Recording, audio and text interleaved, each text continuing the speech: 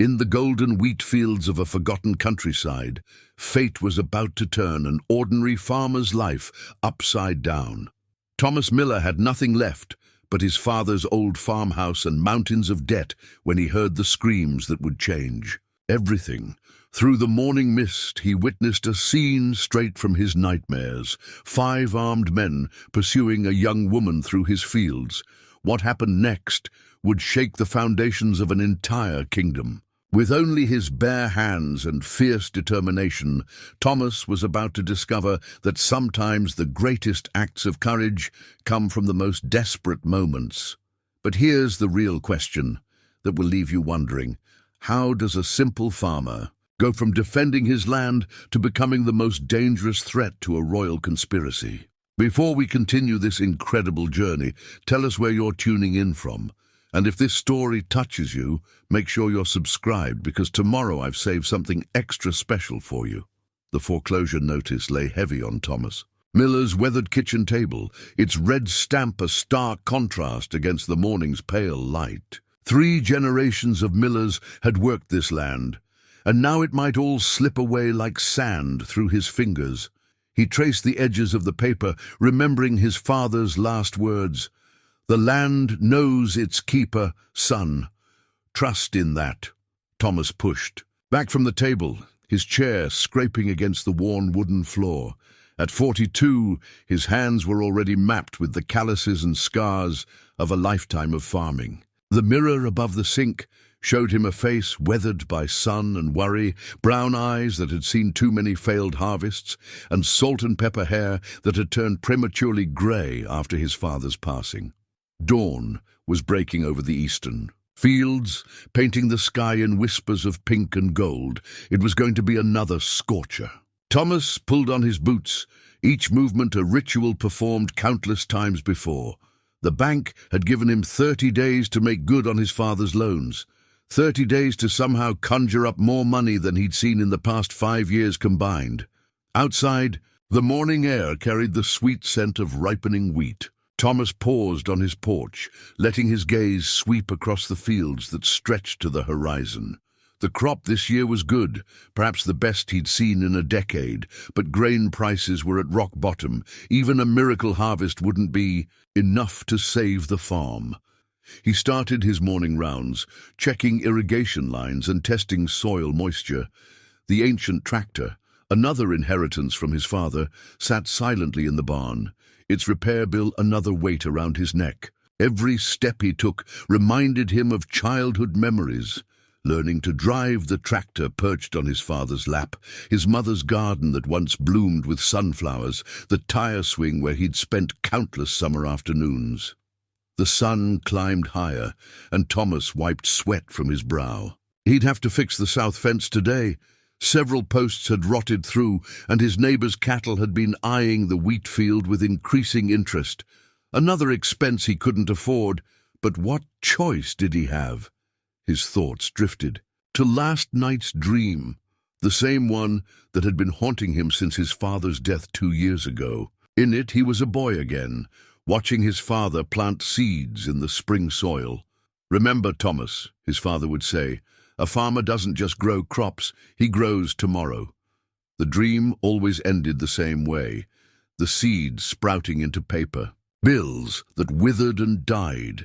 While his father's disappointed face faded into the darkness, Thomas shook his head, trying to dispel the memory. He had enough real problems without dwelling on nightmares. A distant sound caught his attention, something between a shout and a cry, carried on the morning breeze. Thomas stopped, head cocked, listening.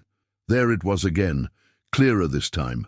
A woman's voice, high with panic. It was coming from the direction of the old county road that bordered his property. His heart began to race. The nearest neighbor was 5 miles away, and visitors were rare out here, especially this early. The voice came again, closer now, accompanied by the sound of rushing movement through his wheat field. Thomas squinted into the morning sun, trying to make out shapes in the swaying golden stalks. The wheat parted like a curtain, and he caught his first glimpse of her. A young woman, her dark hair streaming behind her as she ran. Her clothes were expensive but torn, her face a mask of terror. Behind her, the wheat shifted again, and Thomas saw them. 5 men, moving, with the practiced efficiency of predators.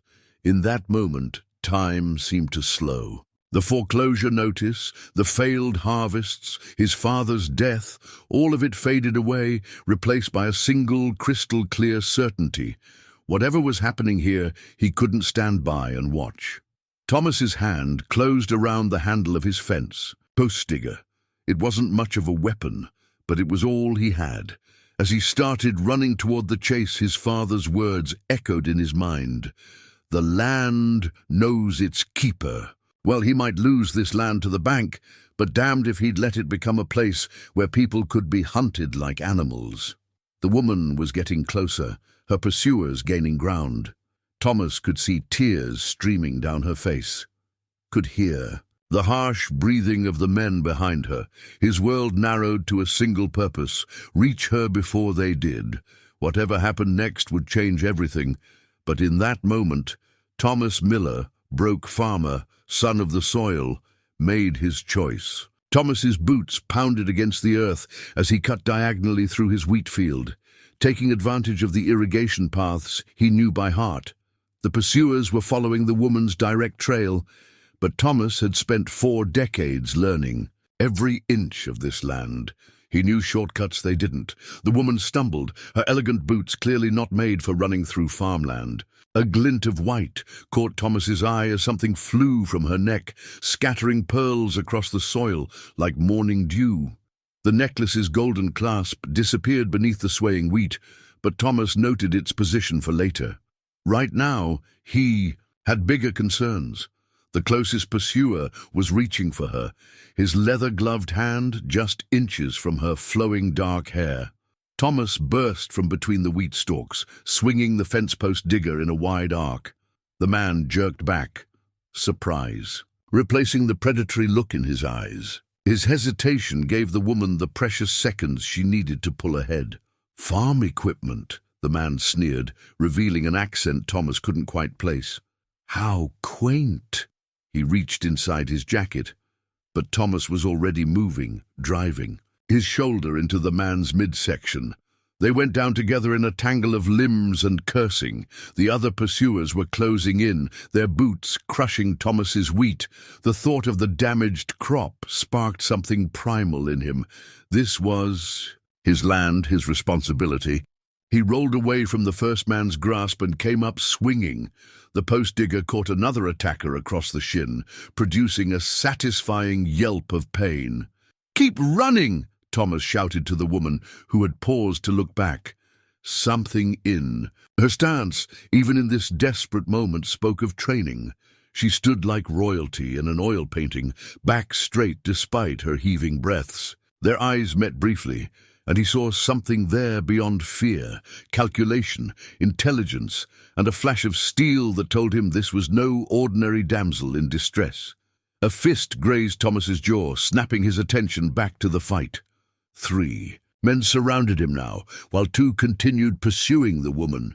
Thomas spat blood onto his own soil and felt a deep-seated anger rise within him. He might lose this farm to the bank, but he'd be damned if he'd lose this fight on his own land. "Last chance," said the first man, pulling out a wicked-looking knife. "Walk away, farmer. This isn't your concern." Thomas responded by throwing a handful of dirt into the man's eyes. His father had taught him that fighting fair was for competitions. This was about survival. He drove his knee into the temporarily blinded man's stomach, then used him as a shield against his companions. The woman had reached the old barn. Good, she'd find his truck there, keys always in the ignition. Out here, you never knew when you'd need to move quickly. The sound of an engine turning over confirmed she'd found it. Thomas allowed himself a small smile, then drove his elbow backward into a reaching attacker's nose. The crunch was almost as satisfying as the sound of his truck roaring to life. The remaining pursuers turned at the noise, distracted. Thomas used the moment to break free, sprinting toward the barn. His lungs were burning, reminding him that farming fitness wasn't the same as fighting fitness. Behind him, he heard shouts in a language he didn't recognize. Definitely not local thugs then. The woman had managed to get the truck turned around, and she leaned across to push open the passenger door. Thomas dove in, just as bullets began punching holes in his tailgate. The woman floored the accelerator, handling the old truck like she'd been driving farm vehicles all her life, which Thomas suspected as he watched her expertly navigate the rutted dirt road. She most certainly had not. "My necklace," she said, her voice carrying that same unplaceable accent as her pursuers, but somehow more refined, more practiced. "It was a family heirloom. I saw where it fell," Thomas replied, keeping his head down as more bullets flew past. "We can go back for it later." He looked at her properly for the first time. High cheekbones, intense green eyes, and an air of authority that seemed to remain even while fleeing for her life. "Assuming we survive, that is." A small, fierce smile played across her lips. "Oh, we'll survive. I've come too far to die on a farm." She yanked the wheel hard, taking them off-road. "Though I must admit, I never expected to find an ally quite like you. Tell me, Mr. Miller." Thomas Miller. "Well, Mr. Miller, I believe you've just made yourself a rather interesting enemy." She glanced in the rearview mirror at their pursuers. "The question is, are you ready to hear why?" The old farmhouse looked different to Thomas as they approached, more fortress than home. He guided the mysterious woman through the back door, his mind racing through years of his grandmother's lessons about treating injuries. The worn leather medical kit still sat in its place of honor beside the kitchen sink, gathering dust, but ready. "Those men," Thomas said, pulling out the kit. "They weren't local." He watched her reaction carefully as she sank into his father's favorite chair, her composure cracking just slightly around the edges. "No," she agreed, touching a cut on her cheek. "They weren't." Her accent was more pronounced now that the immediate danger had passed. European, maybe, but with an elegance that spoke of private tutors rather than city streets. Thomas wet a clean cloth and handed it to her. "You handle yourself well for someone who looks like they just stepped out of a fashion magazine." The remnants of her outfit, even torn and dirty, probably cost more than he made in a month. A ghost of a smile touched her lips. "And you fight well for someone who just stepped out of a wheat field." She dabbed at the cut, then winced. "Here, let me." Thomas pulled his grandmother's rocking chair closer, the one where she'd taught him about healing herbs and proper bandaging. He opened the medical kit, its familiar scent of leather and antiseptic filling the air. "I'm no doctor, but Grandma Hannah made sure I knew my way around a first aid kit." "Hannah," she repeated softly, as if testing the name. "She taught you well?" "Everything I know about healing," Thomas said, gently cleaning her cut. "And quite a bit about life, too." He selected a butterfly bandage from the kit. "I'm Thomas, by the way, though I guess you knew that from the truck." "Ava," she replied after a moment's hesitation. Thomas noted the pause but didn't press. Everyone had their secrets, and he'd learned long ago that some wounds needed time before they could be exposed to the light. He worked in silence for a while, treating her various cuts and scrapes. Her hands, he noticed, were soft and unmarked, definitely not someone used to manual labor, yet there was strength in them, and the way she held herself spoke of some kind of training. "Your grandmother's kit," Eva said suddenly, her fingers tracing the embossed initials on the leather. "It's quite old." "3 generations, Thomas confirmed. "She always said good tools carry the wisdom of those who used them before." He smiled at a memory. "She also said a proper medical kit and a pot of hot coffee could solve most of life's problems." "Wise woman." Eva's eyes darted to the window as a distant engine sound grew louder, then faded. "I can't stay long. I've already put you in enough danger." Thomas finished bandaging a nasty scrape on her arm. "Those men won't stop looking for you." "No," she agreed quietly. "They won't. Then you should stay." The words surprised him even as he said them. "At least until we figure out your next move." The farm might not look like much, but I know every hiding place within 20 miles. Eva studied him with those intense green eyes. Why would you help me? You don't know anything about me or what I'm involved in. Thomas packed away the medical supplies, each item returning to its proper place in the kit. My father used to say that doing the right thing doesn't require knowing all the answers. He closed the kit carefully. Besides, those men damaged my wheat field. I think I'm already involved. A genuine laugh escaped her, probably the first of the day. You're either very brave or very foolish, Thomas Miller. According to my grandmother, the two often look exactly the same. He stood and moved to the stove. Now, how about that coffee she recommended? Eva's answer was cut short by the distant sound of helicopter rotors. The color drained from her face as she rushed to the window. Thomas followed her gaze to a black speck approaching from the east, growing larger by the second. "Thomas," she said, her voice tight with urgency, "I need you to know that I—" The helicopter's roar drowned out her words as it descended toward his fields, sleek and black, and definitely not local law enforcement.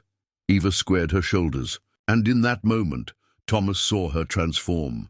The frightened fugitive vanished, replaced by someone who seemed to grow taller, more regal, more commanding. "It seems," she said with a sad smile, "that my past has caught up with us sooner than I expected." The helicopter kicked up a storm of dust and wheat chaff as it landed in Thomas's east field. Eva moved with practiced grace toward his father's old desk, pulling something from a hidden pocket in her torn dress. The object caught the morning light, a signet ring bearing an intricate seal, the gold surface worn smooth from generations of use. "I'm sorry," she said, pressing the ring into his rough palm. "Keep this safe. Whatever happens next, remember that not everything you're about to see is what it appears." Before Thomas could respond, she straightened her spine and walked to the door, transforming with each step. Her bearing shifted from fugitive to something else entirely, something that made Thomas think of the portraits he'd seen in history books. The helicopter's door slid open with military precision. 6 men in black tactical gear emerged, followed by an elderly man in an immaculate grey suit. His silver hair and weathered face spoke of authority, but it was his eyes that caught Thomas's attention. They were the exact same shade of green as Eva's.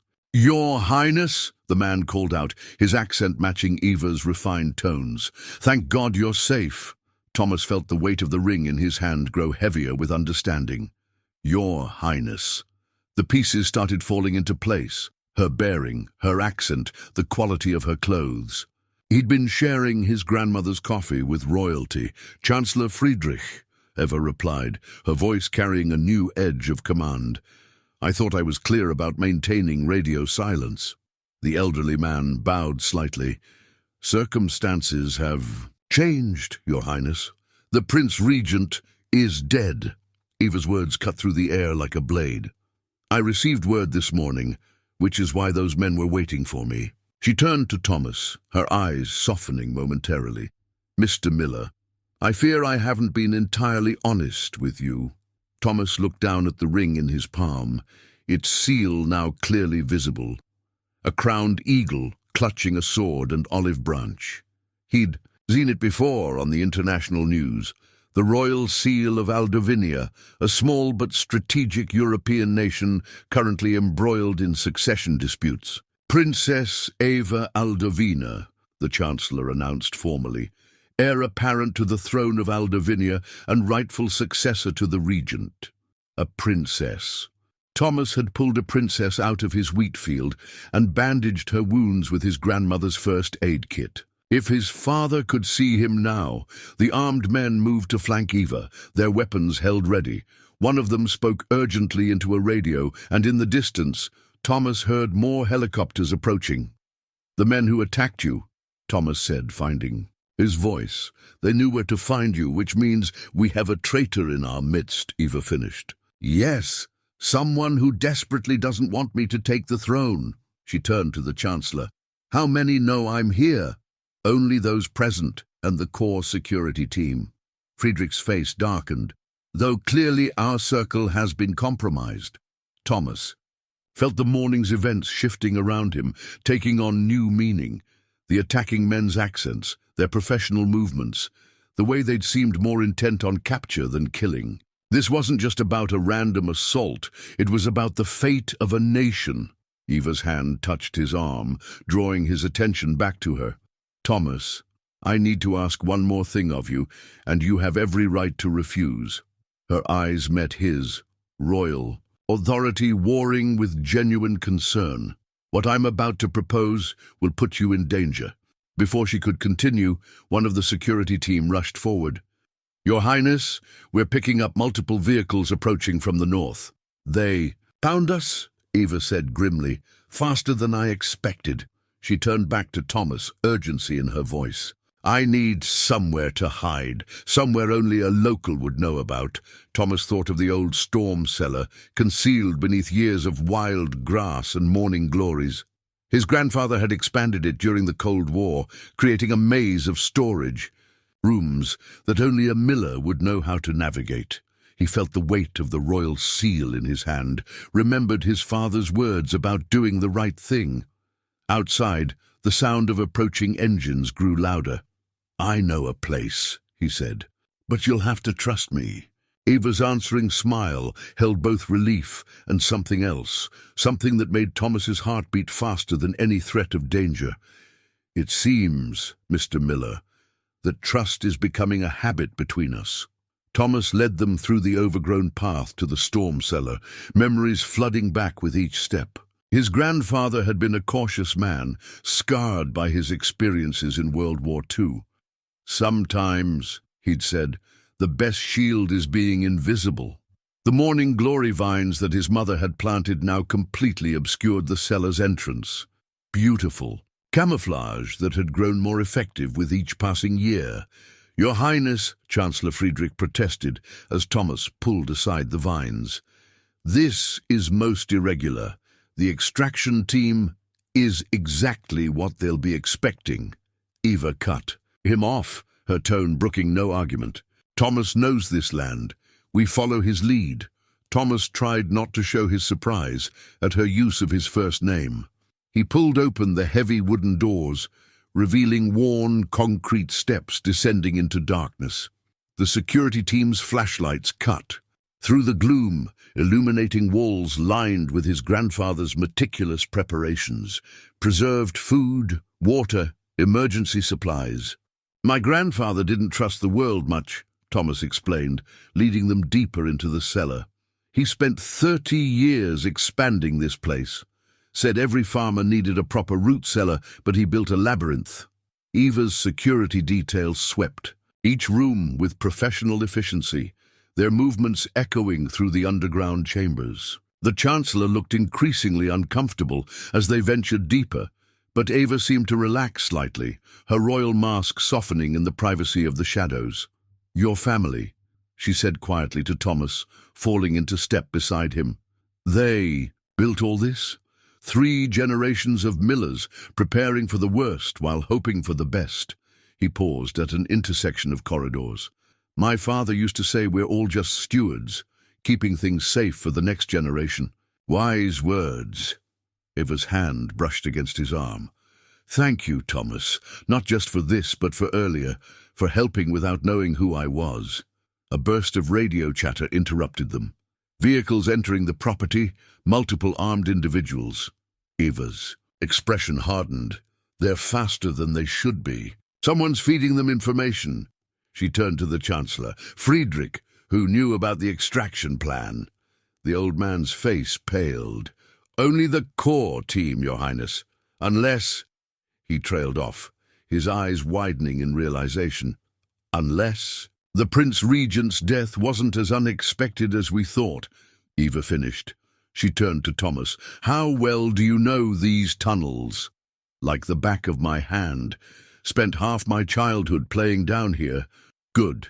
She addressed her security team. Lieutenant Weber, take your men and create a diversion at the north exit. Chancellor, go with them. Thomas and I will take the hidden route he knows. Your Highness, Friedrich protested.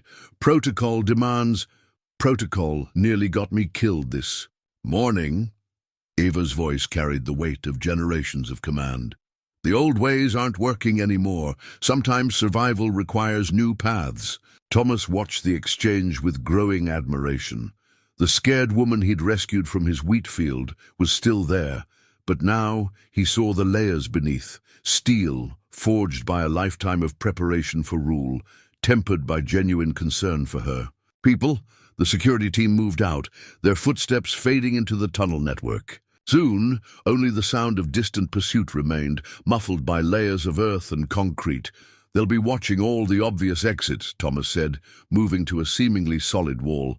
But my grandfather believed in backup plans. He pressed a hidden lever, and a narrow passage swung open. This leads to the old creek bed. Nobody's used it in years.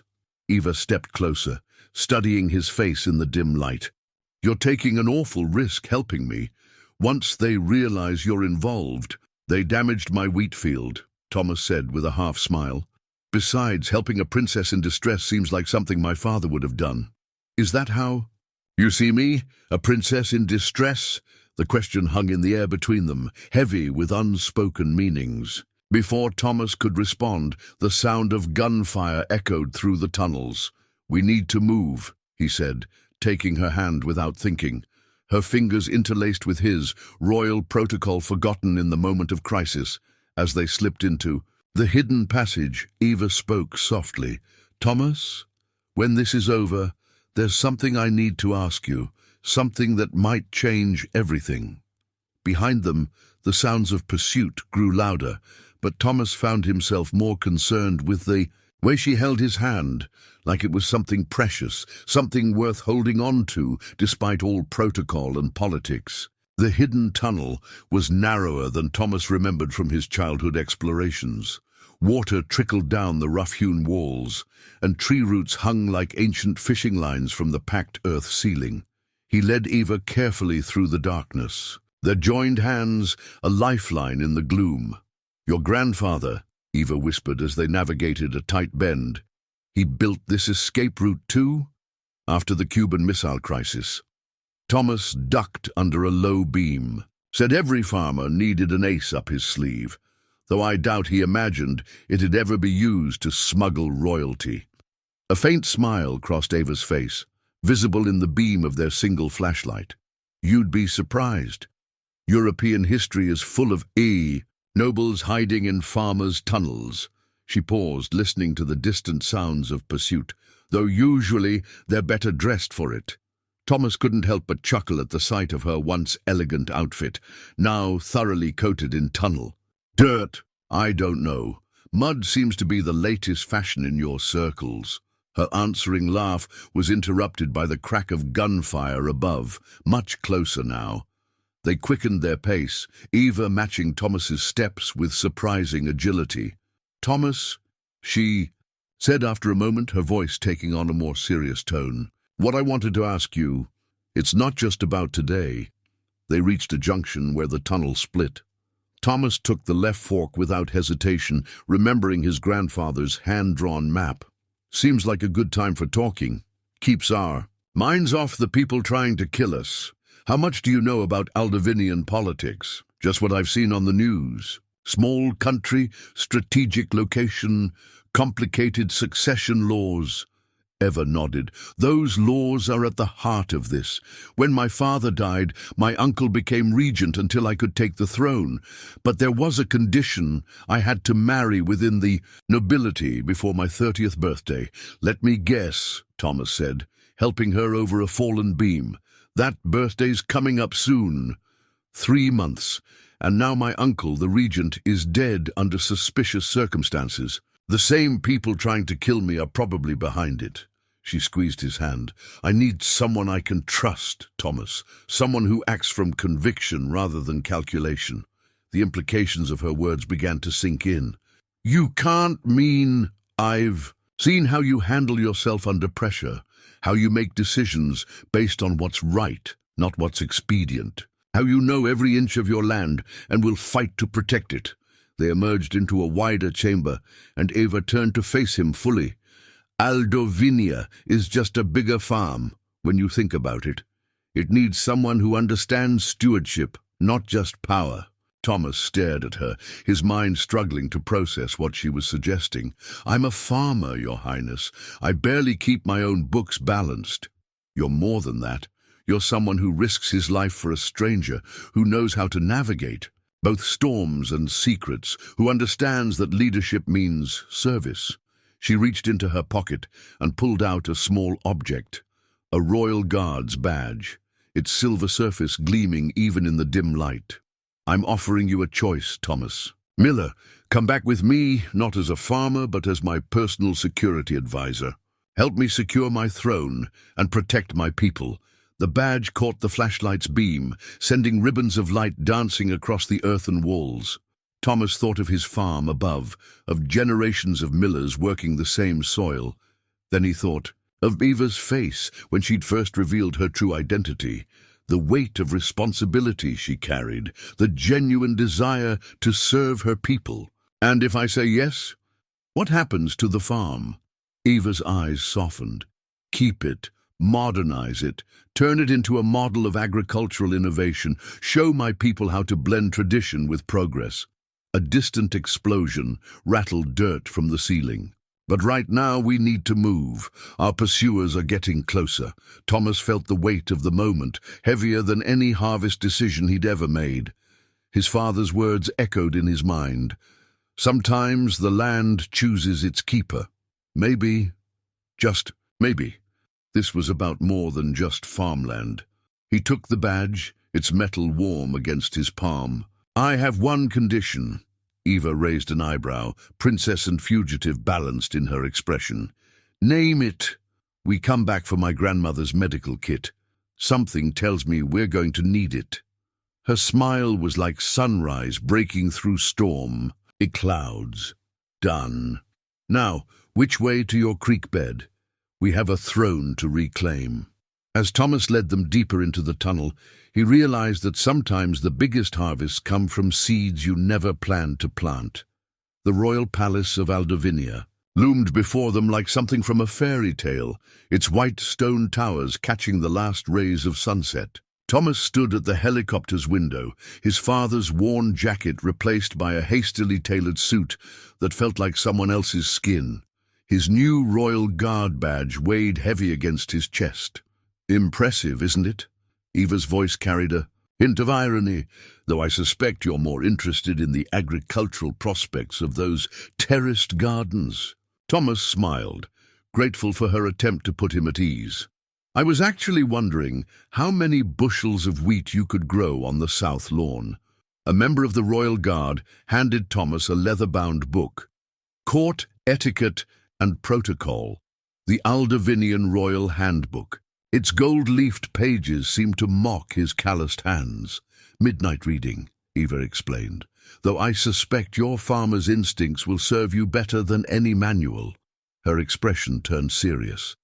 Remember, trust no one until we know who's behind the attacks. Even old friends may be enemies in disguise. The helicopter touched down in a private courtyard, where a delegation awaited. Thomas recognized Chancellor Friedrich, but the tall, aristocratic man beside him was new, dressed in military formal wear with a chest full of medals. Your Highness. The military man bowed with practiced grace. Welcome home, and this must be the farmer we've heard so much about. General Victor Kravinoff, Eva introduced, her tone careful. My late uncle's most trusted military advisor. And yes, this is Thomas Miller, my new head of personal security. Victor's smile didn't reach his eyes. Fascinating choice, Your Highness, though perhaps unusual times call for unusual measures. Thomas met the general's gaze steadily, remembering Eva's words about trust. There was something predatory in Victor's stance, something that reminded him of the men who'd chased Eva through his wheat field. If you'll excuse us, Eva said smoothly. Mr. Miller and I have security matters to discuss. Chancellor, please brief the general on our new arrangements. They walked through marble hallways lined with portraits of stern-faced royals. Guards stood at attention, servants bowed, and everywhere Thomas felt eyes following their passage. Eva led him to a small study lined with books and maps. "Victor's not happy," Thomas observed once the door was closed. "Very good." Eva smiled approvingly. "You're already reading the currents. No, he's not happy at all. He expected to be named my personal advisor after my uncle's death." She moved to a cabinet and removed a folder.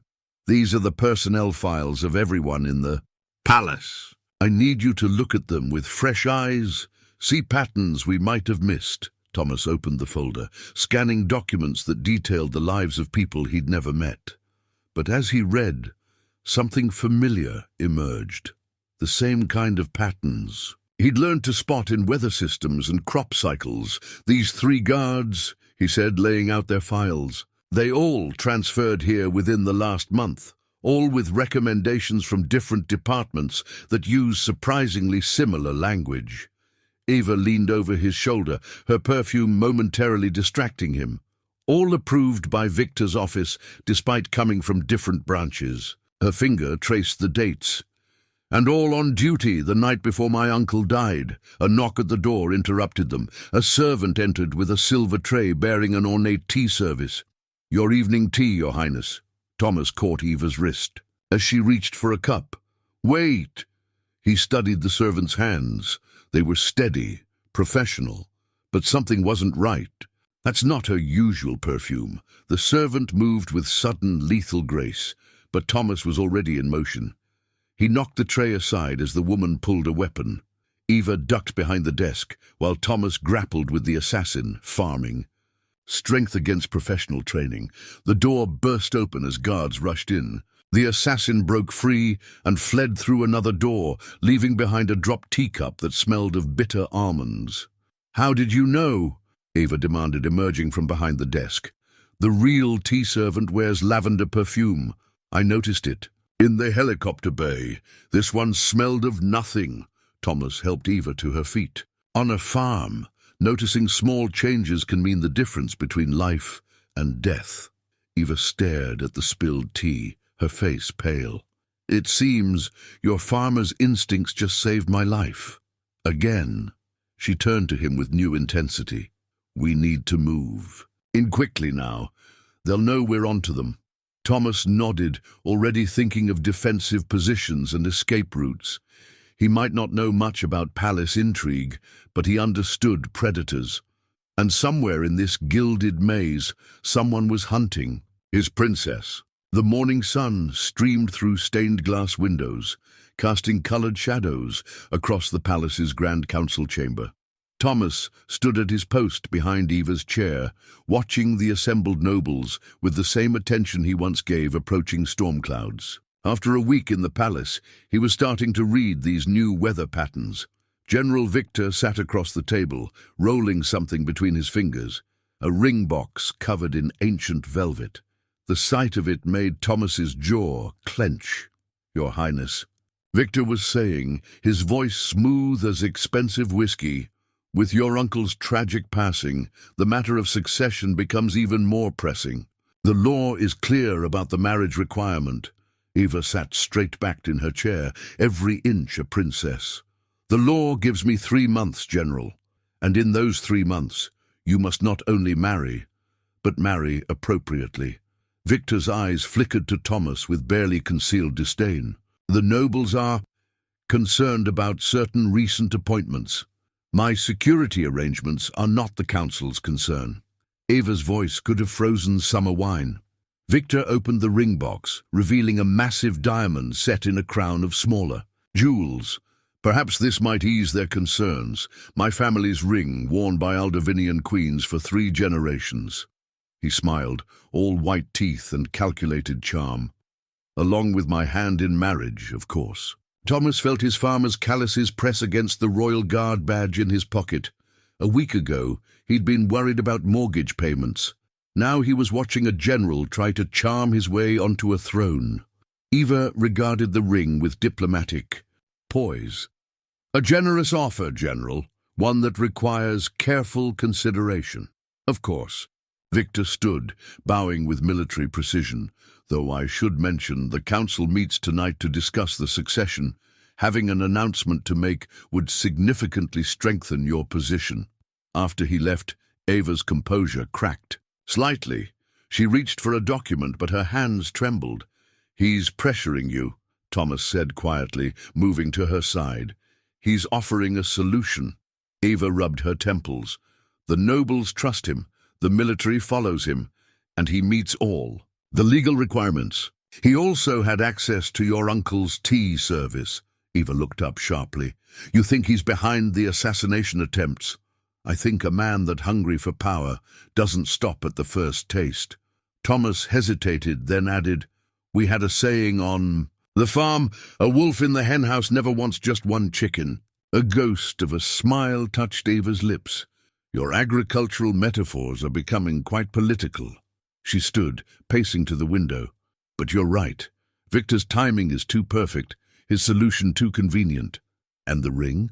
A royal tradition. Whoever I marry must present me with a ring of significant historical value." She turned back to him, sunlight haloing her dark hair. "It's meant to symbolize the joining of past and future." Thomas thought of his father's wedding ring, a simple gold band worn smooth by decades of honest work. "Where I come from, it's the promise that matters, not the price tag." "Where you come from," Eva said softly. "Many things seem clearer." She touched the badge on his chest, her fingers lingering. "The farmer I met would never have hesitated to tell me what he really thinks." "The farmer you met would say that a man trying to rush you into marriage while your uncle's killer walks free is either a fool or hiding something." Thomas met her eyes. "And Victor is no fool." Before Eva could respond, Chancellor Friedrich burst into the room, his usual composure shattered. "Your Highness, the investigation team found something in your uncle's chambers. Letters, hidden in a false drawer. They prove there was a conspiracy, but someone's trying to destroy them now. We need to—" A distant explosion rocked the palace, sending centuries-old dust raining from the ceiling. Thomas was moving before the echoes faded, pulling Eva toward the servants' entrance he'd scouted his first day. "Still think I'm being too suspicious?" he asked as they ran. Eva's answering laugh held an edge of steel. "Remind me to always trust your farmer's instincts." She pulled up her skirts to run faster. "Now, let's go see what Victor's trying to hide." Smoke filled the palace corridors as Thomas and Eva raced toward the regent's chambers. Guards scrambled past them, some heading toward the explosion, others moving with more purposeful intent. Thomas noted their faces, marking those whose paths seemed too convenient. "This way," Eva whispered, pulling him into a hidden passage. "My uncle showed me these shortcuts years ago, said a ruler should always have a path others don't know about." The passage led them behind the walls, where the palace's gilded facade gave way to rough stone and ancient timber. Their footsteps echoed in the narrow space, mixing with distant shouts and the crackle of flames. "Your uncle," Thomas said as they ran. "He knew something was coming, didn't he?" "Yes." Ava's voice was tight. He'd been acting strange these past months, spending hours in his study, writing in that leather journal of his. She paused at an intersection. "Left here. The journal. I think that's what they're after." They emerged into the regent's private study through a panel hidden behind a tapestry. The room was chaos. Drawers pulled open, papers scattered, furniture overturned, but no sign of forced entry on the main door. "Someone knew the security codes," Thomas observed, scanning the room. "Inside job." Eva moved to her uncle's desk, her hands running over its surface with practiced familiarity. "Help me look." The journal would be small, bound in red leather, with the royal seal. They searched methodically, but Thomas's attention kept returning to a particular cabinet. Something about its placement bothered him. "The wood grain," he said suddenly. "It's different from the rest." Eva joined him, running her fingers along the edge. "Good eye. My uncle always said details matter." She pressed a hidden catch, and a small compartment clicked open. Inside lay not one journal, but two. The red leather one Eva had mentioned, and a smaller blue volume with worn corners and a simple brass clasp. Eva's hands trembled as she reached for them. "My diary," she whispered. "I thought I'd lost it years ago." She opened it carefully, and a pressed flower fell from between its pages, a forget-me-not still blue despite the years. "I used to hide things in here, thoughts I couldn't share with anyone." Thomas kept watch at the door, while Eva quickly scanned both journals. The sounds of chaos were getting closer. "It's all here," she said, her voice thick with emotion. "My uncle was investigating Victor's connections to foreign powers, campaign contributions, secret meetings, promises of military support." She turned a page in her own diary. "And I wrote about him too years ago, things I noticed but was too young to understand." "We need to move," Thomas urged. "They'll check here soon." Eva nodded, but her eyes were still on her diary's pages. "I wrote about what I wanted in a king," she said softly. "Someone who would care more about the harvest than the crown, who would know the land and its people." She looked up at Thomas. "Someone real." The moment stretched between them, heavy, with unspoken things. Then footsteps in the corridor broke the spell. "Your Highness?" Victor's voice carried through the door. "Are you in there? We've been so worried." Thomas's hand went to his weapon, but Eva shook her head. She quickly photographed key pages from both journals with her phone, then stepped to the fireplace. "What are you doing?" Thomas whispered. "Creating a distraction." She took a deep breath. "Sometimes a ruler has to sacrifice something precious to protect something priceless." She dropped her diary into the flames just as the door's lock began to turn. Victor burst in with 4 guards, his composed facade cracking at the sight of Eva by the fire. "Your Highness, thank God you're safe. We feared—" He stopped, nostrils flaring at the smell of burning paper. "Just destroying some old memories, General." Eva's voice was perfectly steady. "Childhood dreams that no longer serve a purpose." Thomas watched Victor's face, seeing the calculation behind his concern. The General's eyes darted to the fire, to the desk, to the still-open cabinet. "Of course, Your Highness." Victor's smile was tight. "Though perhaps we should discuss your uncle's journals?" Chancellor Friedrich mentioned some important documents. "Did he?" Eva's answering smile was pure steel. "How interesting that you knew about those." She stepped closer to Thomas, her shoulder brushing his. "We should definitely discuss them at tonight's council meeting. I'm sure everyone will be fascinated by what my uncle discovered." In the fireplace, the last pages of Eva's diary curled into ash. Childhood dreams transformed into a queen's strategy. But Thomas had seen what she wrote, and he understood. Sometimes the truest words are the ones we hide in the safest places. Chancellor Friedrich's private office felt like a war room, its elegant furniture pushed aside to make space for the evidence they'd gathered.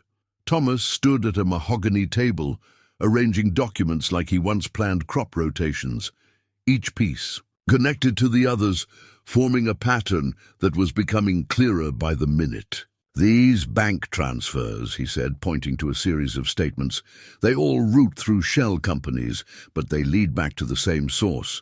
Military contracts, all approved by Victor's office." Eva leaned over the documents, her crown forgotten on a nearby chair. In the past hours, she'd transformed from princess to investigator, her sharp mind cutting through years of deception. "Look at the dates," she said, tapping a particular transfer. "This payment went through the day before my uncle started his investigation. And this one," she pulled out her phone, displaying the photos she'd taken of her uncle's journal. "It matches his notes about Victor meeting with the Krasnian ambassador." Friedrich's face paled. "Krasnia, they've been trying to annex our northern provinces for generations. And now they might have found a way," Thomas added. "Install Victor on the throne through marriage, then watch as Aldovinia's military accidentally fails to protect its borders." Eva's hands clenched on the table's edge. "All this time, I thought the marriage law was about tradition, but it was just another tool, wasn't it? A way to force me into an alliance that would destroy everything my family built." Thomas moved closer, his farmer's instincts reading the storm in her posture. Your uncle saw it coming.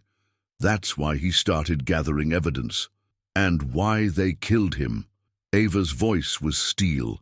But they made a mistake. They thought destroying his journal would erase the truth. She pulled out another document, a faded letter that had fallen from between her diary's pages years ago. I found this when I was 16, didn't understand it then, but kept it because it seemed important. It's a letter from Victor to my uncle. Before I was even crowned princess, he was planning this for years. Friedrich studied the letter, his diplomatic composure cracking. This proves premeditation. Combined with the financial records and your uncle's journal entries, he looked up sharply. The council meets in 2 hours, and Victor will be ready, Thomas warned. A man like that always has backup plans. Eva straightened, her face set, with royal determination. So will we. She turned to Thomas. I need you to do something that goes against everything you've learned about palace security. Thomas met her gaze steadily. You want me to think like a farmer instead of a guard. A smile touched her lips. Exactly. Victor expects palace intrigue, coded. Messages, secret meetings, political maneuvering. But you taught me something these past weeks. Sometimes the simplest solution is the best one. She spread out a blueprint of the palace council chamber. The nobles will be watching for traditional plays. They'll expect either a political dance or a direct confrontation, but you see things differently. How would a farmer handle this? Thomas studied the blueprint, remembering strategies passed down through generations of millers. When you're facing a fox in the henhouse, he said slowly, you don't just guard the door. You change the rules of the game. He pointed to several spots on the blueprint. Here, here, and here. If we treat this like protecting a harvest rather than playing politics. Eva's eyes lit up with understanding. Yes, and we'll need your grandmother's medical kit too. Friedrich looked between them, confusion clear on his face. Medical supplies for a council meeting? Trust me, Chancellor, Eva said, gathering the evidence into a secure folder. Sometimes the old wisdom is the best wisdom. She touched the Royal Guard badge on Thomas's chest. And sometimes the best defender of the crown is someone who's never wanted to wear one. Thomas covered her hand with his, feeling the calluses that manual work had added to her once smooth fingers. They'd both changed in these past weeks. A farmer learning statecraft, a princess remembering how to dig in the dirt. Victor will have armed men ready, he said. The moment we present this evidence, I know. Ava's voice was quiet but firm. That's why we're not going to fight like nobles. She squared her shoulders, every inch a queen despite her work-stained hands. We're going to fight like farmers protecting their harvest, and believe me, Thomas Miller, I've learned from the best. In the gathering dusk outside the palace windows, storm clouds were building. Thomas smiled, recognizing the signs. Sometimes the best harvests came after the hardest rains. The council chamber hummed with tense anticipation. Ancient tapestries stirred in the evening breeze, and candlelight glinted off the ceremonial goblets arranged before each council member. Thomas watched from his position behind Eva's chair. As servants filled the vessels with deep red wine, a tradition older than the palace itself. Before we begin, Victor announced, rising with practiced grace, a toast to our beloved princess and to Aldovinia's prosperous future. His smile was perfect, his military medals catching the light as he raised his goblet. Eva stood, her white dress a beacon in the shadowy chamber. Thomas noted the positions of Victor's men, stationed exactly where they'd expected. Everything was proceeding according to plan, almost too perfectly. A thoughtful gesture, General. Eva's voice carried to every corner. Though perhaps we should wait for Chancellor Friedrich. He's uncharacteristically late.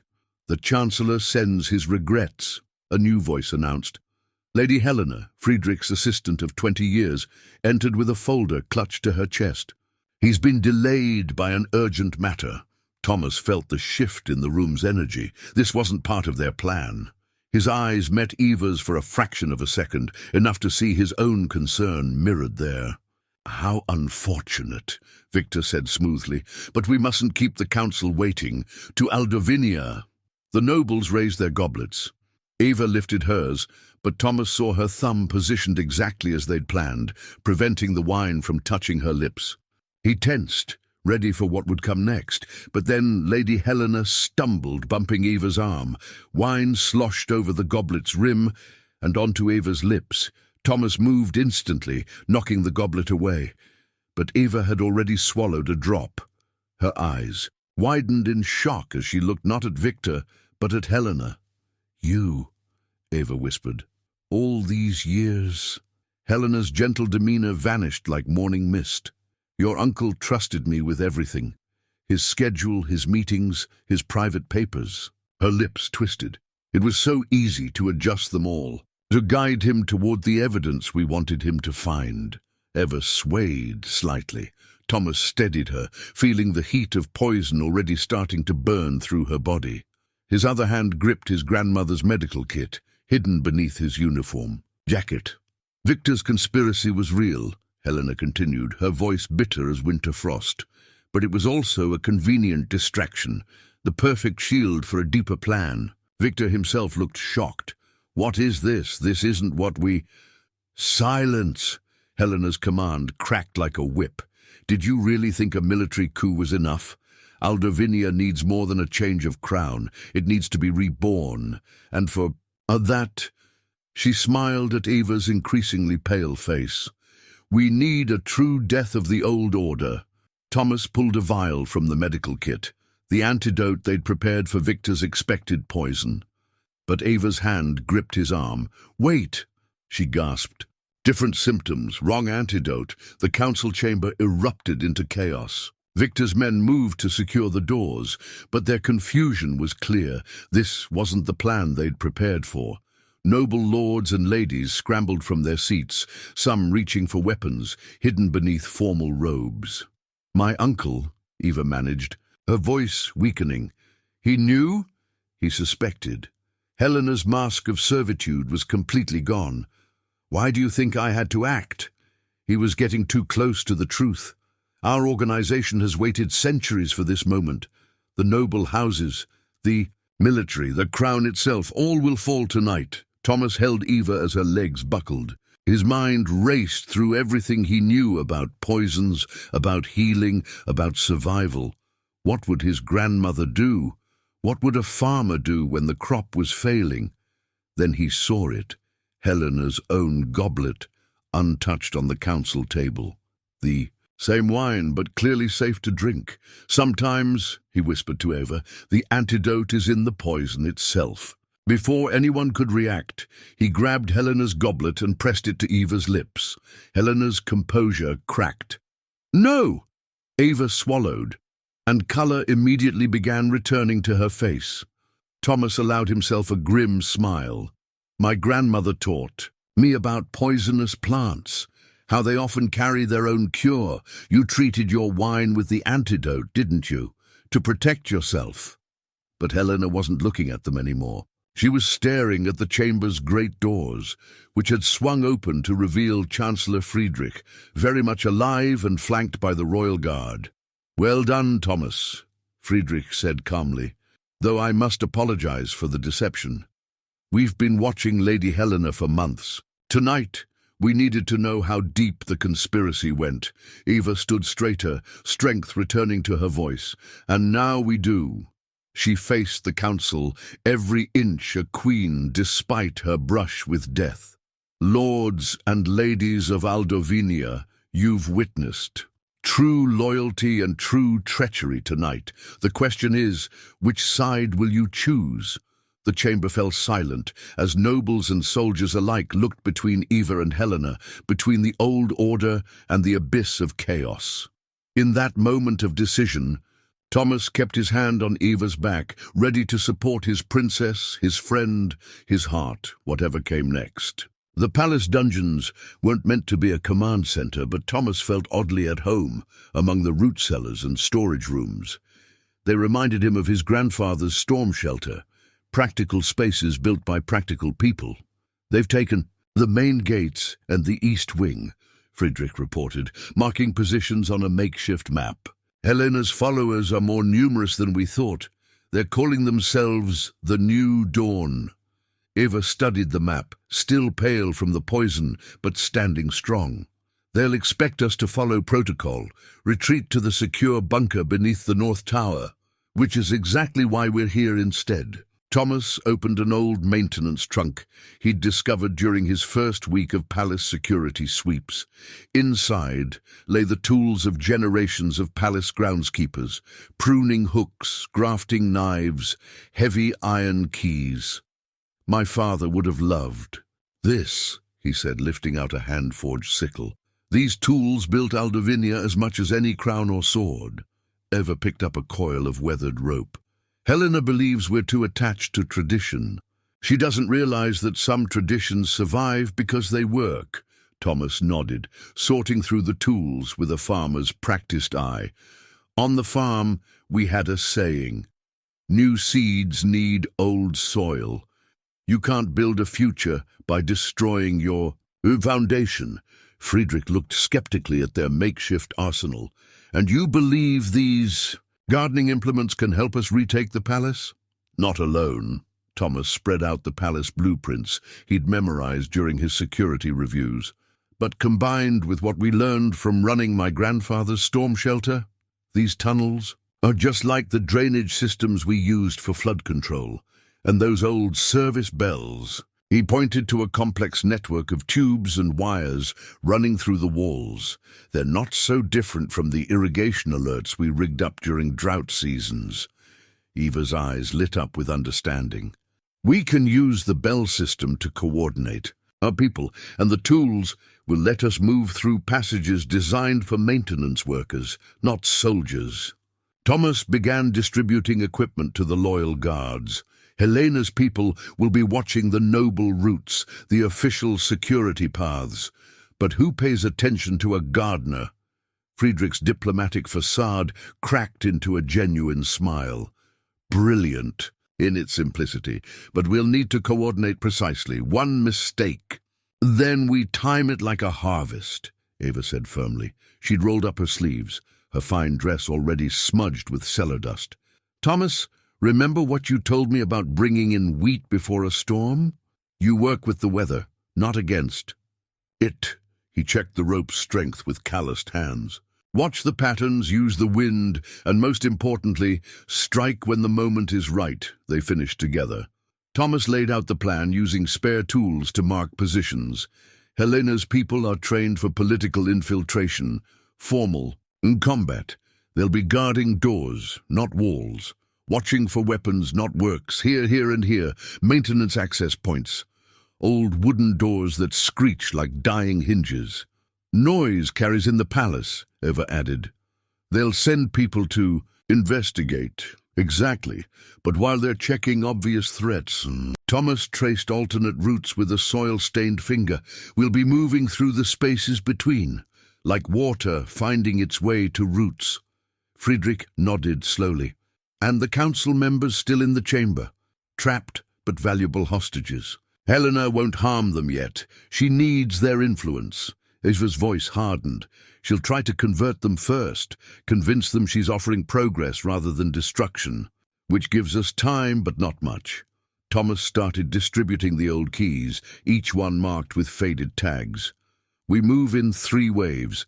First team creates distractions, maintenance doors, service bells, whatever noise you can manage. Second team uses the confusion to free the council. Third team takes back the heart of the palace, Eva finished. She lifted a pruning hook, testing its weight. Using tools that helped build this nation to help save it. Thomas watched her, seeing not just the princess he'd first met in his wheat field, but the queen she was becoming. One who understood that true strength often came wrapped in humble packages. Helena thinks she's starting a revolution, Eva said, addressing the gathered loyalists. But she forgot something my friend Thomas taught me. She smiled, fierce and bright. The most important revolutions are the ones that happen every year in the fields, taking what's old and strong and using it to grow something new. In the candlelight of the ancient cellar, Thomas saw heads nodding. These were people who understood cycles, who knew that change didn't have to mean destruction, and in that moment he knew they had a chance. "Well then," he said, hefting his grandfather's sickle, "shall we show them how farmers handle a harvest?" The first bell rang at midnight, a clear, sweet tone that hadn't been heard in the palace for decades. Thomas watched from the shadows of a maintenance corridor as two of Helena's guards rushed to investigate, their boots echoing on marble floors. "Just like startled deer in planting season," he whispered to Ava. "Make a noise in one field, and they run straight into your trap in another," she finished, smiling. The past hour had transformed her from princess to guerrilla fighter, hair tied, back with twine, dress traded for borrowed servants' clothes, face smudged with cellar dirt. Yet somehow she looked more regal than ever. A second bell chimed from the opposite wing, then a third. The old system worked perfectly, sound carrying through tubes designed by craftsmen who understood the palace's bones. Helena's people scrambled to respond, their modern tactical training useless against ancient servants' wisdom. Thomas pulled his father's old truck keys from his pocket, the same keys that had saved Eva during their first escape. "Remember what I said about having a backup plan?" Eva nodded, understanding in her eyes. "The truck's still in the royal garage, but surely they'll be watching all vehicles. They're watching the armored cars and diplomatic vehicles." Thomas, who grinned. Nobody pays attention to a broken-down farm truck, especially one that won't start without knowing its tricks. They moved through the hidden passages like water through irrigation channels, using every trick Thomas had learned from studying the palace's maintenance history. Ava matched him step for step, her royal training forgotten in favor of practical stealth. When they reached the council chamber's secret entrance, Friedrich's diversion was already working. Through a gap in the paneling, they could see Helena, pacing, barking orders into a radio as reports of disturbances flooded in from all corners of the palace. "Your people are persistent, I'll grant you that," she snapped at the imprisoned council members, "but they're only delaying the inevitable.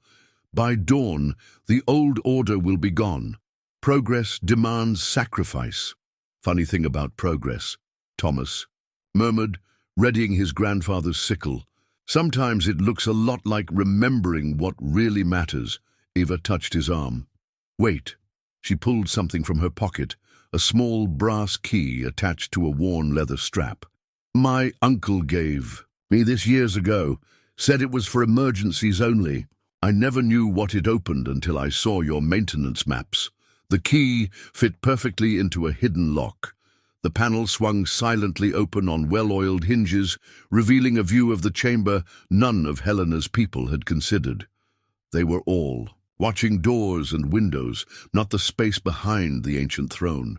Thomas raised his sickle, ready to strike, but Eva held him back again. "Look at her radio. The way she keeps checking it, she's waiting for something." As if on cue, Helena's radio crackled. "Package secured in the North Tower. Repeat, we have the package." Helena's triumph was immediate. "Well, Your Highness," she called out to the seemingly empty chamber, "since I know you're watching from somewhere, you should know we've found your little insurance policy. The evidence your uncle gathered, the real documents. Did you really think we wouldn't find his secret safe?" Thomas felt Eva tense beside him. "The North Tower. We have to—" "No," he whispered. "That's what she wants. She's herding us like I used to herd cattle away from weak fencing." He pulled out his truck keys again.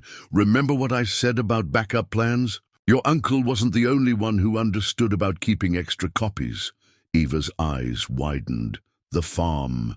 Everything we found, everything we photographed, it's all hidden in my grandfather's storm cellar, but we have to move now while they think they've got us cornered." A third voice spoke from the shadows behind them. "Then we better hurry." Chancellor Friedrich stepped into view, accompanied by 4 loyal guards. "The Bell network is reporting. Helena's people are starting to figure out the pattern. Time to change the game." Eva squared her shoulders. "Thomas, your truck, can it handle a few extra passengers?" He thought of all the harvests that old Truck had carried, all the storms it had outrun. Like my father used to say, there's always room for one more in a farmer's wagon. Eva turned to the Chancellor. Signal the council members. When you see my sign, be ready to move. She gripped Thomas's hand. Ready to show them how farmers handle a jailbreak? Thomas squeezed back, feeling the calluses that matched his own. Just remember what I taught you about driving stick shift.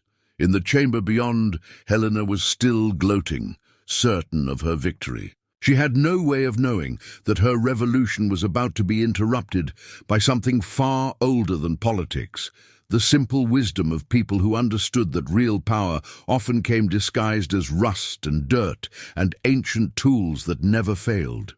Thomas hefted his grandfather's sickle.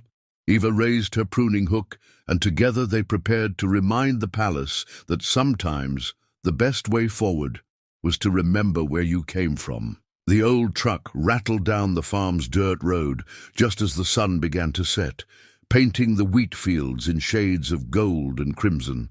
Thomas took the curves from memory, every bump and dip as familiar as his own heartbeat. In the passenger seat, Eva kept watch for pursuing vehicles while the rescued council members held on in the truck bed. They'll figure out where we've gone soon enough, Eva said, checking her phone. Friedrich's message confirmed Helena's people found the empty safe. They know we have the real evidence somewhere. Thomas nodded, downshifting as they approached. The farmhouse. Good thing my grandfather was as paranoid as your uncle. Storm cellars got enough supplies for a siege. He parked behind the barn, out of sight from the main road. The council members climbed down, their fine clothes dusty and torn, but their dignity intact. Lord Kovacs, the eldest among them, looked around with surprising appreciation. So this is where our princess found her unlikely champion, he mused. Perhaps Helena was right about one thing. The old ways did need some fresh air. Thomas led them to the storm cellar, remembering the day Eva had first hidden there.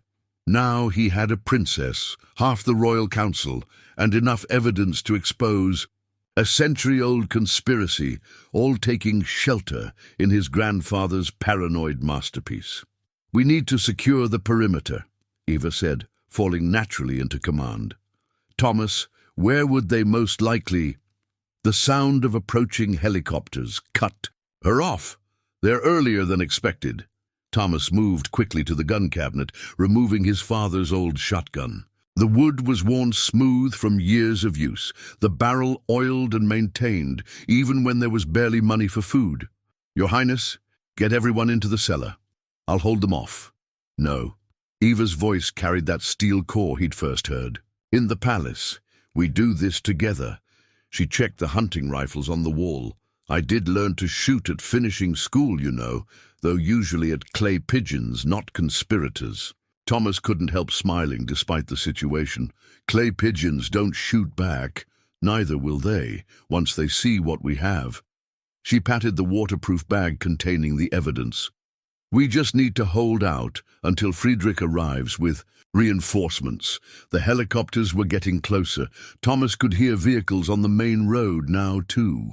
He moved to the window, checking angles just as he had during hunting season. The wheat field provided cover but also hiding places. The barn offered high ground. And the irrigation ditches. The ditches, he said suddenly. Remember how we flooded the north field to stop those rustlers last month? Eva's eyes lit up.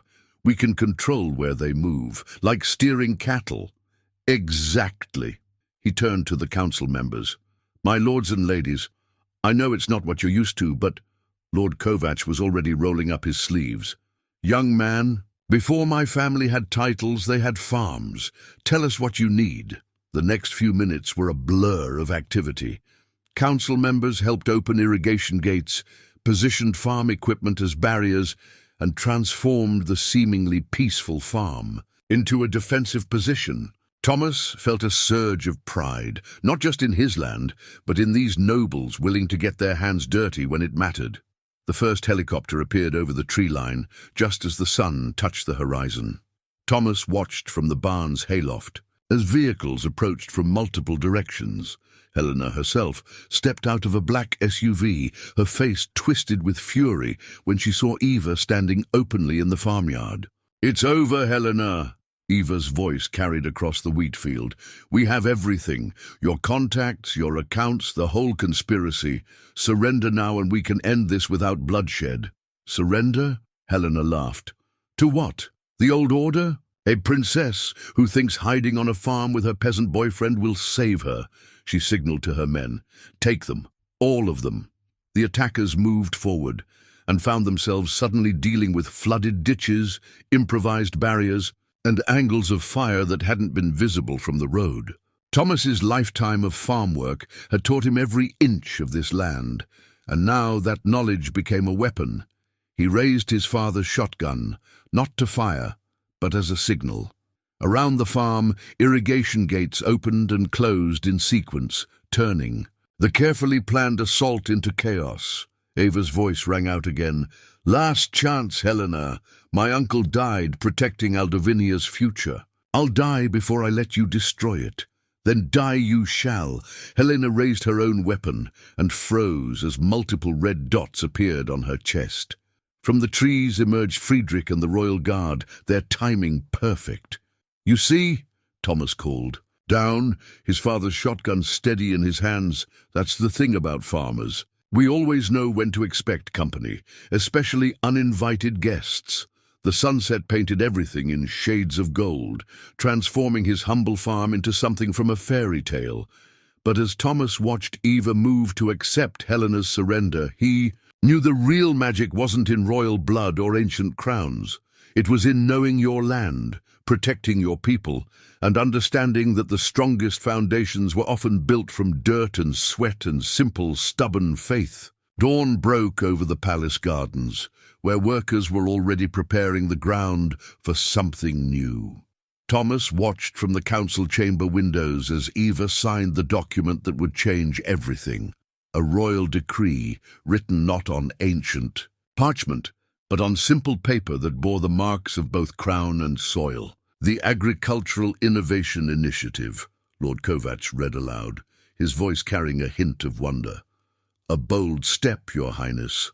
Eva's pen moved with certainty across the page. "Bold steps are exactly what Aldovinia needs." Helena was right about one thing. We cannot cling blindly to tradition, but she was wrong about how to move forward. She looked up at Thomas. "Sometimes the best progress comes from understanding what made those traditions work in the first place." The decree would transform Thomas's farm into the first of many agricultural research stations, combining centuries of farming wisdom with modern innovation. But more importantly, it established a new council that would give rural voices equal. "Wait with noble ones. Your uncle would be proud," Friedrich said softly. He'd spent the night overseeing Helena's interrogation, uncovering layers of conspiracy that went back generations. He always said Aldovinia's strength was in its soil, not its gold. Thomas stepped forward as Eva finished signing. The council chamber looked different now, not just because of the damage from the fight, but because he saw it through new eyes. These walls had witnessed centuries of decisions that affected people like him, farmers and workers who knew the land's heartbeat. Now those people would have a voice of their own. "There's something else we need to discuss," Eva said, rising from her chair. She held another document, this one bearing the ancient royal seal. "The marriage law." The council chamber grew still. They all knew Eva's deadline was approaching. The law that required her to marry nobility before she could take the throne. Helena's conspiracy had used that law as a weapon, trying to force Eva into a marriage that would destroy her country. "For centuries," Eva continued, "this law has supposedly protected our royal bloodline. But what are we protecting? Title without wisdom, power without understanding." She lifted the document. "I propose a change. The law will remain, but it will be expanded." Thomas felt the weight of every noble gaze as Eva went on. "From this day forward, service to Aldovinia will grant the status needed for royal marriage. Not just military service or political office, but proof of dedication to our land and people. Lord Kovacs was the first to understand.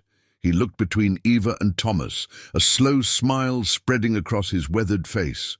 "Ah, so that's why the agricultural initiative came first. My lords and ladies of the council," Eva said formally. "I present to you Thomas Miller, Director of Agricultural Innovation, and demonstrated protector of both crown and country. I believe he meets all requirements for royal marriage under the amended law." She turned to Thomas, her voice softening. "Assuming he accepts." Thomas stepped forward, his work boots silent on the ancient carpet. He thought of his father's words, about the land choosing its keeper, of his grandfather's lessons about being prepared for anything. Neither of them could have prepared him for this moment. "Your Highness," he said carefully, "are you sure? There might be some who say you're just trading one kind of revolution for another." Eva's smile held both mischief and certainty. "Let them. Sometimes a field needs to lie fallow before it can produce a better harvest." She took his hand, calluses meeting calluses. "Besides, Aldavinia could use more practical wisdom in its palace." Thomas looked at their joined hands, hers bearing the marks of recent work, his carved by generations of farming. Together they told a story of change and continuity, of old wisdom meeting new dreams. "Well," he said finally, "my father always did say I should aim high with my crop rotations." The chamber filled with laughter, not the polite titters of court, but real amusement from people who had fought together, worked together, and found something true in the joining of two worlds. Eva squeezed his hand. "Is that a yes?" Thomas smiled, thinking of wheat fields and crown jewels, of ancient laws and new beginnings. "Yes, though we might need to discuss where to plant the royal vegetable garden." As the council members gathered to sign the amended law, Thomas watched the sun rise higher over the palace gardens. Soon, those carefully manicured flower beds would include experimental wheat varieties and heritage vegetables. A living symbol of Aldovinia's new direction, some would call it revolutionary. But Thomas knew better. It was just another kind of harvest, growing something new from well-tended soil. Spring came to Aldovinia with the promise of new beginnings. Thomas stood in the palace's transformed south lawn, holding a handful of seeds that represented centuries of farming wisdom, crossbred with cutting-edge agricultural science. The hybrid wheat varieties gleamed like tiny gems in his palm. Part traditional Aldovinian heritage strain, part modern drought-resistant breakthrough. "The first planting of the season," Eva said, joining him in the morning light. She'd traded her formal court dress for practical work clothes, her crown left behind for the day's duties. "Are you ready to scandalize the entire diplomatic corps?" "You mean by turning the palace grounds into a working farm?" Thomas grinned. "I think you already did that when you converted the royal ballroom into an agricultural research center. Around them, farmers and scientists worked together, preparing the soil that had once grown only decorative roses. The old palace gardeners had initially resisted, but they'd come around after Thomas shared his grandmother's techniques for companion planting. Now they were some of the program's strongest advocates. "Minister Chen from the Eastern Trade Alliance arrives tomorrow," Eva said, taking some seeds from Thomas's palm. "He's skeptical about our new approach to agricultural diplomacy. Then we'll show him the test results from the northern provinces." Thomas gestured to where the first experimental crops were already showing success.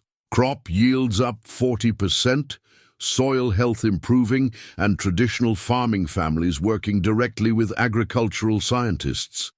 Real results speak louder than politics." Eva smiled, remembering the council's initial resistance. But those same nobles had fallen silent when the first harvest reports came in. It was hard to argue with success, especially when that success meant both fuller treasuries and happier citizens. "The agricultural innovation centers are spreading," she said, scattering seeds with practiced skill. Thomas had taught her proper planting techniques the same way she'd taught him court protocol. 3 more provinces have requested their own facilities, and the old storm cellar at my farm, converting nicely into the country's most secure agricultural seed bank. Eva's eyes twinkled. Though I notice you kept the secret passages. Never know when a princess might need to hide from assassins again. He pulled her close, soil-stained fingers meeting soil-stained fingers.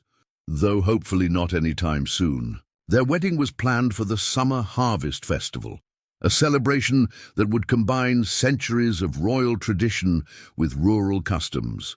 The crown jewels would be displayed alongside prize-winning crops, and ancient ceremonies would share space with folk dances. The sound of children's voices drew their attention to a tour group approaching, students from local schools coming to learn about the new agricultural programs. Thomas smiled, remembering his father's words about teaching the next generation. Your Highness, Mr. Miller, a young girl waved excitedly. We planted our school garden just like you showed us, Eva waved back. And how are your tomatoes doing, Maria? Growing strong. Just like you said, old wisdom, new ideas, and lots of care. It had become their motto, spreading from the palace to schools, from farms to factories.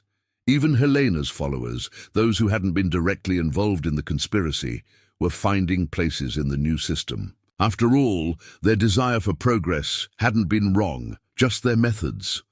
Thomas watched Eva interact with the children, showing them how to check soil quality the way his grandmother had taught him. She'd kept her crown and authority, but she'd also gained something his father had always said was more important, the trust of people who worked the land. They're calling it the Miller Doctrine, Friedrich said, approaching with a stack of reports. Other countries are starting to take notice. The Krasnian ambassador is practically begging for a meeting. The Miller Doctrine. Thomas shook his head. I just did what any farmer would do, found the best way to help things grow. And that's exactly why it works. Eva rejoined them, soil streaking her cheek. Because it's not about destroying the old or blindly chasing the new. It's about understanding what makes things flourish. She took Thomas's hand, and together they looked out over the transformed palace grounds. The ancient stones still stood, proud. But now they watched over fields of experimental crops, educational gardens, and research plots where science and tradition worked hand in hand. Now then, Eva said, royal authority mixing with practical enthusiasm, shall we show the children how to use the new moisture sensors in the heritage grain section? Thomas smiled, following his princess into their growing future. Some might still call it revolutionary, but he knew better. It was just good farming. The Summer Harvest Festival transformed the palace grounds into a celebration of everything Thomas and Eva had built together. Golden wheat swayed beside ancient stone walls, and the scent of fresh-baked bread mingled with the perfume of royal roses. Farmers and nobles mingled freely, their children playing together among experimental crop displays and educational exhibits. At the center of it all stood an arch woven from wheat stalks, some from heritage strains that had grown in Aldovinia for centuries, others from the new hybrid varieties that promised to feed future generations. And atop the arch rested 2 crowns, one of traditional gold and jewels, the other crafted from wheat and wildflowers by the skilled hands of rural craftswomen. Eva walked toward Thomas under this arch, wearing a dress that combined royal silk with homespun linen. But more beautiful than any fabric was her smile, the smile of a woman who had found her true partner in both love and purpose. Thomas waited for her in his formal suit, wearing his father's worn boots polished to mirror shine. The Royal Guard badge gleamed on his chest, but in his hands he held something far more precious, his grandmother's medical kit, restored and ready for the next generation of healers. The old stories, Eva said as she reached him, always ended with a farmer becoming a prince. But we wrote a different story, didn't we? We did. Thomas smiled, thinking of all the paths that had led them here. We showed that sometimes a prince or princess needs to become a bit of a farmer too. Chancellor Friedrich stepped forward, carrying not just the traditional royal symbols, but also a handful of seeds, the first harvest from their hybrid wheat program. Your Highness, Mr. Miller, these represent your two worlds joined as one. May they grow together as you have grown together. They exchanged their vows beneath the wheat crown arch, speaking of love and duty, of tradition and progress, of kingdoms and farms, and the wisdom to nurture both.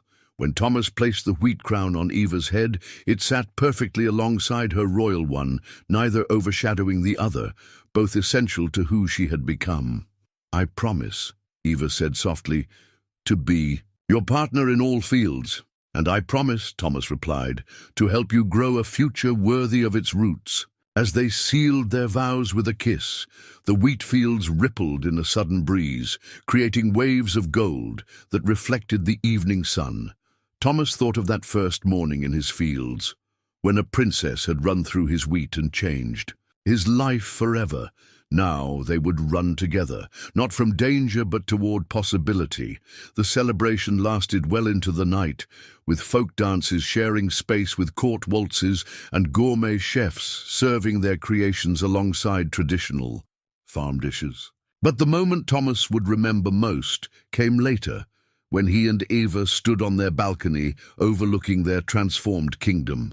"Look," Eva whispered, pointing to where the first stars were appearing above their experimental fields. "New lights over old Earth. Perfect growing conditions," Thomas agreed, holding her close, "for whatever we plant next."